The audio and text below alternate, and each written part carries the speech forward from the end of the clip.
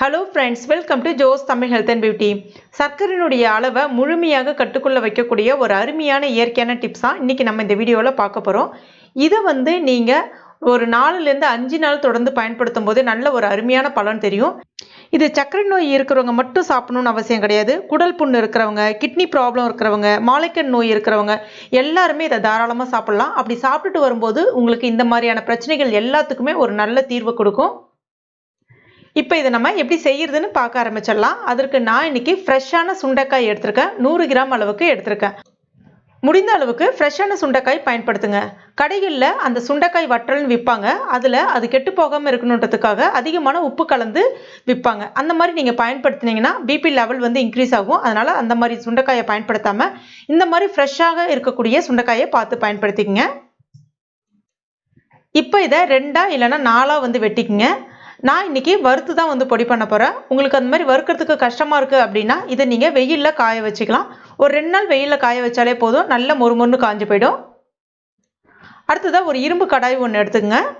இரும்பு கடாய் மேக்ஸிமம் பயன்படுத்திங்க, இல்லைன்னா சில்வர் கடாய் பயன்படுத்துங்க. நான்ஸ்டிக் பயன்படுத்தாதீங்க.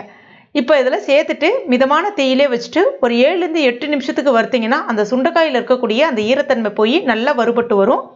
அந்த மாதிரி கட் பண்ண பிறகு சுண்டைக்காயை அலசாதீங்க. அதில் இருக்கக்கூடிய விதைகள் வந்து அந்த தண்ணியோடு போயிடும். அப்போ வந்து அதனுடைய மருத்துவ குணமும் உங்களுக்கு முழுமையாக கிடைக்காது. இப்போ பாருங்கள், சுண்டைக்காய் நல்லா வறுபட்டுருக்கு. நம்ம இரும்பு கடாயில் வறுக்கிறதுனால அதனுடைய மருத்துவ குணங்கள் உங்களுக்கு முழுமையாக நல்லா கிடைக்கும். அதனால் எந்த விதமான அச்சமும் வேணாம் இந்த இடத்துல. இப்போ இதை நல்லா ஆற வச்சுட்டு மிக்சி ஜாரில் சேர்த்துக்குங்க. இப்போ 100 கிராம் சுண்டைக்காய்க்கு 1 ஸ்பூன் அளவுக்கு வெந்தயம் சேர்க்குறேன். இது சின்ன ஸ்பூனுன்றதுனால 2 தடவை சேர்த்துக்கிறேன். இப்போ இதை மிக்சியில் சேர்த்துட்டு நல்ல நைஸான பவுடராக அரைச்சி எடுத்துக்கங்க. இப்போ பவுடர் பண்ணிங்கன்னா உங்களுக்கு இந்த அளவுக்கு நல்ல பவுடராக இருக்கணும்.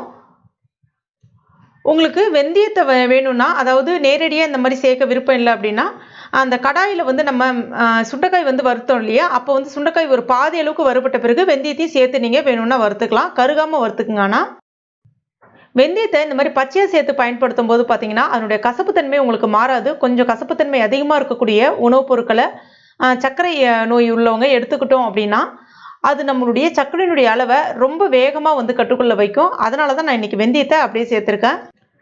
இப்போ இதை நீங்கள் ஒரு ஏர்டைட் கண்டெய்னரில் ஸ்டோர் பண்ணிக்கலாம். இது கிட்டத்தட்ட ஒரு 3 மாதம் வரைக்கும் கெட்டு போகாமல் இருக்கும். எப்போல்லாம் உங்களுக்கு ஃப்ரெஷ்ஷான சுண்டைக்காய் கிடைக்குதோ இந்த மாதிரி நீங்கள் ரெடி பண்ணி பயன்படுத்திக்கலாம். இந்த பவுடரை எப்படி பயன்படுத்தணும் அப்படின்னு பார்த்தீங்கன்னா, ஒரு நாளைக்கு 1 ஸ்பூன் அளவுக்கு எடுத்தால் போதும். நீங்கள் எப்படி வேணாலும் பயன்படுத்திக்கலாம். காலையில் வெறும் வயிற்றுல 1 ஸ்பூனை வாயில் போட்டுட்டு வெதுவெதுப்பாக இருக்கக்கூடிய தண்ணீர் போட்டு விழுங்கலாம். இல்லைனா இந்த மாதிரி 1 கிளாஸ் அளவுக்கு தண்ணி எடுக்கிறீங்கன்னா, அதாவது கொஞ்சம் சூடாக இருக்கக்கூடிய தண்ணீர் எடுக்கிறீங்கன்னா, இது 1 ஸ்பூன் அளவுக்கு இந்த பவுடரை சேர்த்துட்டு கலந்துட்டு ஒரு 2 நிமிஷத்துக்கு அப்படியே வச்சுட்டு அதுக்கப்புறமா அந்த தண்ணீரை வந்து குடிக்கலாம். இல்லைனா வந்து தண்ணியில் வந்து ஒரு ஸ்பூன் அளவுக்கு போட்டுட்டு ஒரு 5 நிமிஷத்துக்கு அந்த தண்ணி நல்லா கொதிக்க வச்சு வடிகட்டியும் குடிக்கலாம். இல்லை இப்படியெல்லாம் சாப்பிட முடியாதவங்க, ரொம்ப கசப்புத்தன்மை ஜாஸ்தியாக இருக்குது அப்படின்னா நல்லா சூடான சாதத்தில் 1 ஸ்பூன் அளவுக்கு கலந்துட்டு கொஞ்சமாக நெய் விட்டு சாப்பிட்லாம். அப்படி வந்து உங்களுக்கு பிபி அந்த மாதிரி ஏதாவது ப்ராப்ளம் இருக்குது அப்படின்னா நெய்க்கு பதிலாக நல்லெண்ணெய் விட்டு சாப்பிட்லாம். ஆனால் இதில் தேனோ நாட்டு சர்க்கரையோ அந்த மாதிரி எதுவுமே சேர்க்கக்கூடாது. அந்த கசப்புத்தன்மையோடு சாப்பிடும்போது தான் உங்களுக்கு நல்ல ஒரு அருமையான பலனை வந்து கொடுக்கும்.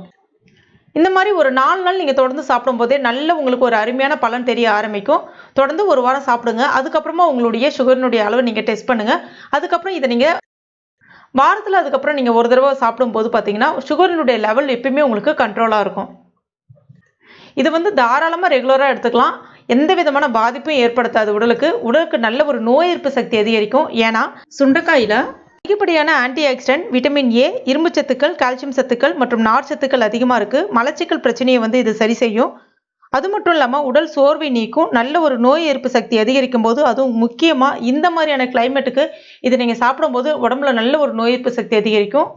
குடல் புண்ணு இருக்கிறவங்க, மாலைக்கண் நோய் இருக்கிறவங்க, இல்லைனா வந்து கிட்னி ப்ராப்ளம் இருக்கிறவங்க தாராளமாக சாப்பிட்லாம். இதை வந்து நீங்கள் மோரில் கூட கலந்து குடிக்கலாம். அந்த மாதிரி மோரில் கொஞ்சமாக உப்பு சேர்த்துட்டு கலந்து குடிக்கும்போது நல்ல அருமையான பலன் தெரியும். கண்டிப்பாக ட்ரை பண்ணிவிட்டு மறக்காமல் எனக்கு கமெண்ட் பண்ணுங்கள். இந்த வீடியோ உங்களுக்கு பிடிச்சிருக்கும் நம்புறேன். பிடிச்சிருந்தா லைக் பண்ணுங்கள். உங்கள் நண்பர்கள் மற்றும் ஃபேமிலி மெம்பர்ஸ் கூட மறக்காமல் ஷேர் பண்ணுங்க. மேலும் இது போன்ற பயனுள்ள குறிப்புகளுக்கு நம்ம சேனலில் இது வரைக்கும் நீங்கள் சப்ஸ்கிரைப் பண்ணாத நண்பர்கள் இருந்தீங்கன்னா உடனே சப்ஸ்கிரைப் பண்ணிங்க. கூடவே மறக்காமல் அந்த பெல் நோட்டிஃபிகேஷன் சிம்பிளி ப்ரெஸ் பண்ணுங்க. தேங்க்யூ.